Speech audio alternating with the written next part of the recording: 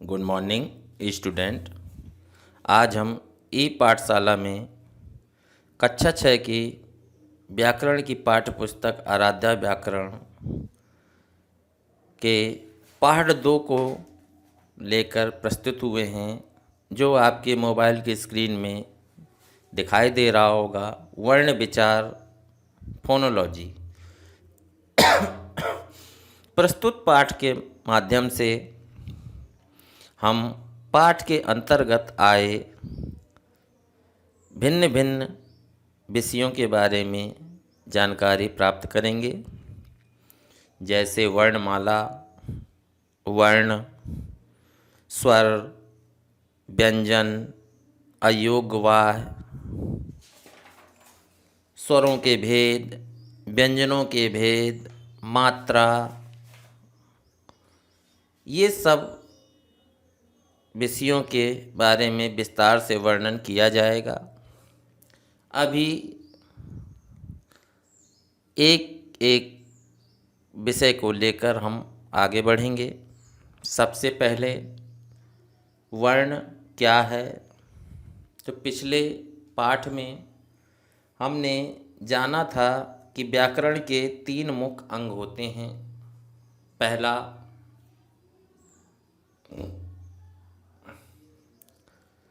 शब्द विचार, वर्ण विचार और वाक्य विचार। इन तीनों में से पहला है वर्ण विचार। तो वर्ण क्या है, इसके बारे में आइए जानें। वर्ण वह छोटी सी छोटी ध्वनि है या छोटी इकाई है जिसके टुकड़े नहीं किए जा सकते। अर्थात मन में उठने वाले विचारों को प्रकट करने के लिए मुख से ध्वनि निकलती है, और जो मुख से ध्वनि निकलती है उनको हम विशेष चिन्हों के माध्यम से कागज पर या और किसी साधन पर माध्यम पर लिखकर प्रकट करते हैं। तो उन ध्वनियों का निर्माण जिन वर्णों से होता है उन्हें हम वर्ण कहते हैं, अक्षर कहते हैं। जैसे नमक यहाँ पर उदाहरण के रूप में दिया गया है। नमक का निर्माण 3 वर्णों से हुआ है, ना, मा, का। अब 3 वर्णों में के भी खंड हो सकते हैं, जैसे ना प्लस आ, मा प्लस आ और का प्लस आ। ये 3 खंड हुए। इनमें 2-2 ध्वनियाँ समाहित हैं, परंतु इन ध्वनियों के अलावा और टुकड़े नहीं किए जा सकते हैं। अतः हम कह सकते हैं परिभाषा के रूप में कि मूल ध्वनि की वह सबसे छोटी इकाई जिसके और खंड ना किए जा सकें वर्ण कहलाती है। मूल ध्वनि की वह सबसे छोटी इकाई जिसके खंड ना किए जा सकें वर्ण कहलाती है। जैसे आ, का, चा, टा आदि, ये सब उदाहरण हुए। तो आपने अभी तक पढ़ा वर्ण क्या है, वर्ण की परिभाषा क्या है। अब इसी क्रम में आगे बढ़ते हैं। वर्णमाला, अल्फ़ाबेट। वर्णमाला क्या है? तो वर्णों को हम एक व्यवस्थित क्रम में पिरो देते हैं, उसे हम वर्णमाला कहते हैं। उदाहरण के तौर पर देखिए कि फूलों का एक हार बनाया जाता है, जैसे माला कहते हैं, और उनमें क्रम से फूल सजे होते हैं। कभी 4 गेंदा, 6 गेंदा, उसके बाद गुलाब, फिर अन्य फूल, ऐसे सिस्टम से, क्रम से। अगर हम उनको क्रम में ना लगाएं और अव्यवस्थित रूप में गूंथ दें, पिरो दें, तो वह माला सुशोभित प्रतीत नहीं होगा। तो उसी प्रकार हम वर्णों को भी यहाँ पर क्रमबद्ध समूह में लगाते हैं, जिससे वर्णमाला तैयार होती है। तो परिभाषा के रूप में कहा जा सकता है कि वर्णों के क्रमबद्ध समूह को वर्णमाला कहते हैं। वर्णों के क्रमबद्ध समूह को वर्णमाला कहते हैं। हिंदी में वर्ण 3 प्रकार के होते हैं: स्वर, व्यंजन और अयोगवाह। स्वर, व्यंजन और अयोगवाह। अब इन वर्णमाला को 3 खंडों में विभाजित किया गया है। स्वर कौन कौन से होते हैं, इनके बारे में हम विस्तार से अभी आगे पढ़ेंगे। व्यंजन कौन कौन से होते हैं, व्यंजन के कितने भाग हैं, इनके बारे में भी पाठ में आगे आने वाले समय में विस्तार से चर्चा होगी। और अयोगवाह कौन है, इनके बारे में भी हम जानेंगे। तो सबसे पहले वर्णमाला का प्रथम भाग स्वर, जैसे वॉवेल्स कहते हैं इंग्लिश में। स्वर क्या हैं, कौन कौन से स्वर होते हैं, स्वर की परिभाषा क्या है, इन सब के बारे में हम जानेंगे। तो स्वर क्या है? कुछ वर्णों का उच्चारण स्वतंत्र रूप से होता है या ऐसे वर्ण किसी अन्य वर्ण की सहायता के बिना बोले जाते हैं।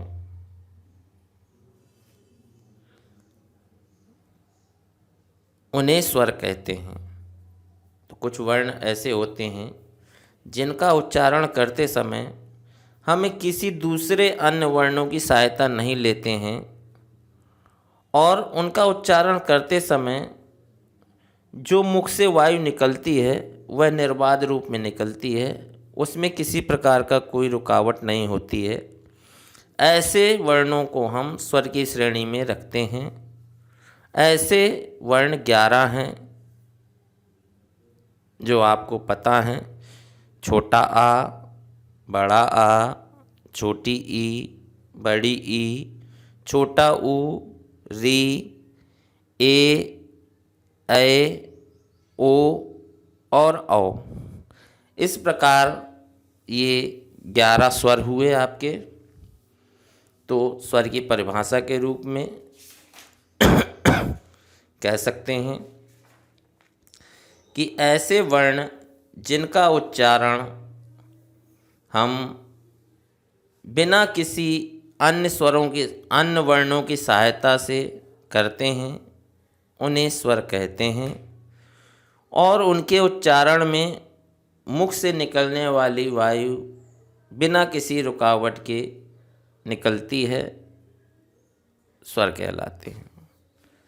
स्वर की संख्या 11 होती है। इस प्रकार आपने स्वर को पढ़ा, स्वर के बारे में जाना। अब आगे वर्णमाला का दूसरा भाग व्यंजन।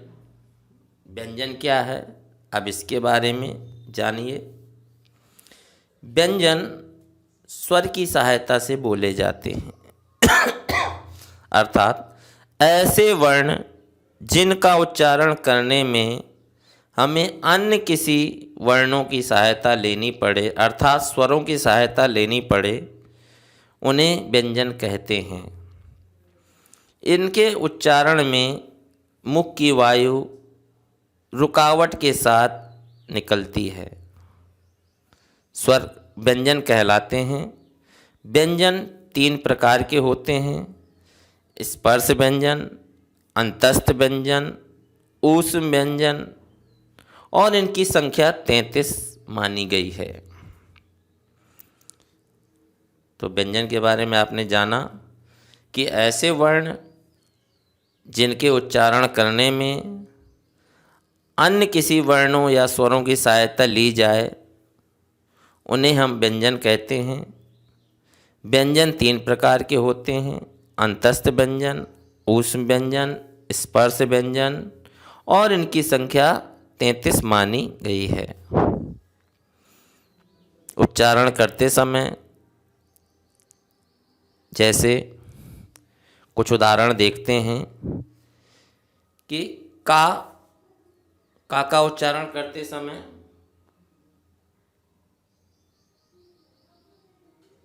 का उच्चारण करते समय का की ध्वनि में का प्लस आ जोड़ा हुआ आपको लगेगा बोलने में। तो व्यंजन यही है कि का उच्चारण करते समय हम आ की सहायता लेते हैं। का उच्चारण करते समय हम आ की सहायता लेते हैं, तब हम का उच्चारण कर पाते हैं। इस कारण का व्यंजन हुआ। तो आप उदाहरण के माध्यम से व्यंजन को समझ गए होंगे। अब तीसरा है अयोग्यवाह। अयोग्यवाह क्या है? तो अयोग्यवाह ऐसे वर्ण होते हैं जो ना तो स्वरों के मेल से और ना व्यंजनों के मेल से बनते हैं। इनका उच्चारण स्वरों की भांति स्वतंत्र रूप से नहीं होता है और ना ही व्यंजन की तरह प्रयोग में लाए जाते हैं। जैसे उदाहरण के रूप में अंक और आहा, इन्हें हम विसर्ग भी कहते हैं। तो अयोग्यवाह ऐसे वर्ण होते हैं जो दोनों के मेल से अर्थात स्वर और व्यंजन के मेल से बनते हैं और स्वरों की भांति स्वतंत्र रूप से और ना ही व्यंजनों की भांति स्वतंत्र रूप से प्रयोग में लाए जाते हैं, जैसे अंक आहा। इस प्रकार आपने वर्णमाला के अंतर्गत आने वाले स्वर, व्यंजन और अयोग्यवाह इन तीनों के विषय में जाना। अब इन्हीं तीनों का विस्तार आगे पाठ में दिया गया है। तीनों के विस्तार स्वरूप सबसे पहले हम स्वरों में आते हैं। स्वरों के कौन कौन से भेद होते हैं? तो स्वरों का उच्चारण करते हुए उसमें लगने वाले समय को देखते हुए हम इन्हें 3 भागों में बांटते हैं। आइए आगे देखते हैं कौन कौन से भाग हैं। स्वरों के भेद। तो स्वरों के मुख्यतः 2 भेद होते हैं। पहला है ह्रस्व स्वर, जैसा कि शब्द से ही प्रतीत होता है। ह्रस्व माने होता है छोटा, कम, अर्थात जिन स्वरों के उच्चारण में कम से कम समय लगे, जिन स्वरों के बोलते समय हमें बहुत थोड़ा सा समय लगता है, उन्हें हम ह्रस्व स्वर कहते हैं। इनकी संख्या 4 होती है। छोटा आ, छोटी ई, छोटा ऊ और ऋषि। इनको हम मूल स्वर के नाम से भी जानते हैं। तो जिन स्वरों के उच्चारण में कम से कम समय लगे, उन्हें हम ह्रस्व स्वर कहते हैं। इनकी संख्या 4 है। ये दूसरे स्वरों के मेल से नहीं बनाए जा सकते हैं।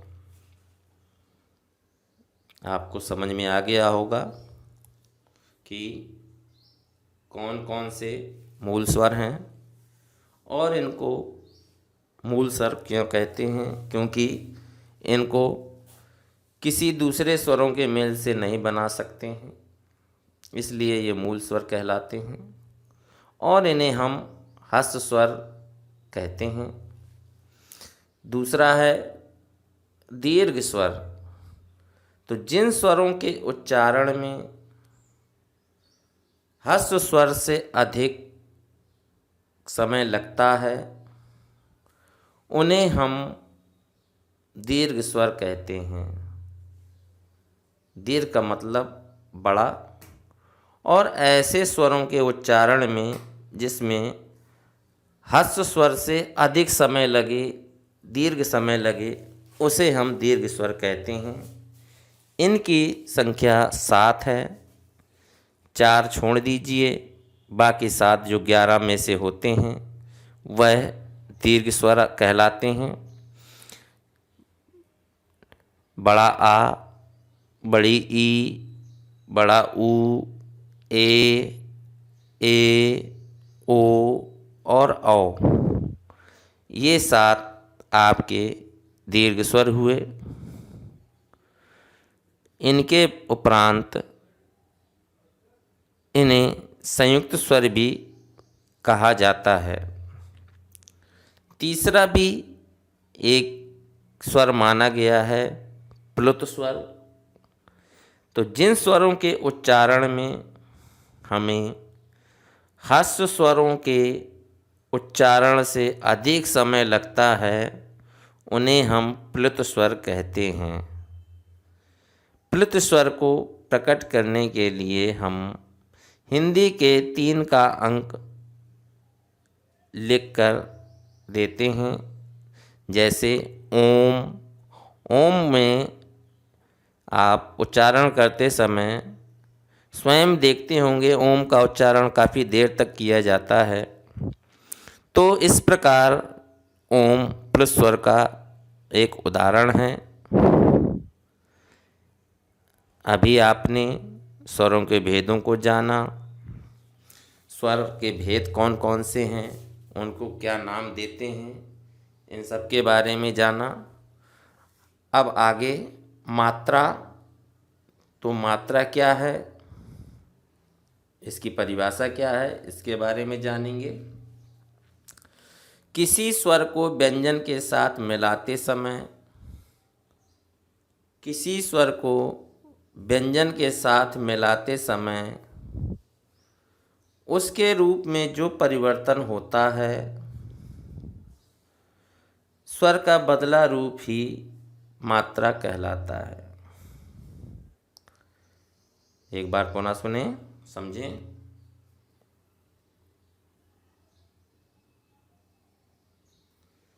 कि किसी स्वर को व्यंजन के साथ मिलाते समय जब स्वर और व्यंजन का मेल होता है तो उसका रूप बदल जाता है और यही बदला रूप मात्रा कहलाती है।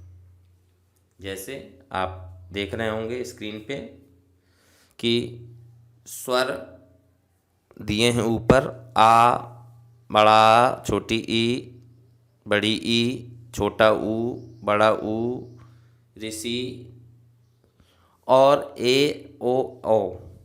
नीचे मात्राएं दी हैं। बड़ा आ में एक डंडा, छोटी ई, बड़ी ई, छोटा ऊ, बड़ा ऊ की मात्रा, री की मात्रा, ए की मात्रा, इस प्रकार ये मात्राएं आपको दी हैं। छोटा आ का कोई मात्रा चिन्ह नहीं होता। व्यंजन का हलंत इसका बोधक माना जाता है। तो ये स्वर की मात्राएं व्यंजनों के साथ मिलकर उनका रूप परिवर्तित कर देती हैं। इन्हीं को हम मात्रा कहते हैं। और मात्राओं का सही ज्ञान भाषा में होना अति आवश्यक है। अगर मात्राओं का सही ज्ञान हमें सुनिश्चित नहीं पता तो हम लिखने में और पढ़ने में निश्चित ही अशुद्धियाँ करते हैं। इन्हीं अशुद्धियों को दूर करने के लिए हमें व्याकरण का ज्ञान होना आवश्यक होता है, जो पिछले चैप्टर में, पिछले पाठ में आपको बताया गया था। अब आगे पाठ में स्वरों के बारे में आपने समझा जाना। स्वरों के उपरांत व्यंजन के भेद, तो व्यंजन के भेद आगे अगले वीडियो में आपको समझाए जाएंगे। अभी तक आपने वर्ण, वर्णमाला, स्वर, व्यंजन, अयोगवार और स्वरों के भेद को जाना।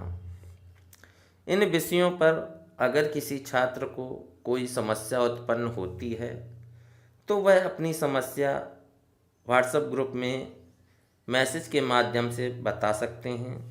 विषयाध्यापक उन समस्याओं को दूर करने का प्रयास करेंगे और गृह कार्य के रूप में आप जो विषय के बताए गए हैं, स्वर, स्वर की परिभाषा, उनके भेद, ह्रस्व स्वर कौन से हैं, दीर्घ स्वर कौन से हैं, प्लस स्वर का उदाहरण, ये सब आप अपनी नोटबुक में लिखते चलें और नोटबुक का स्क्रीनशॉट करके मैसेज में अवश्य डालें ताकि अध्यापक को पता चले कि आप उनके द्वारा दिए गए कार्य को पूर्ण कर रहे हैं और वह माध्यम से, ग्रुप के माध्यम से आपकी कॉपी का निरीक्षण कर सकें।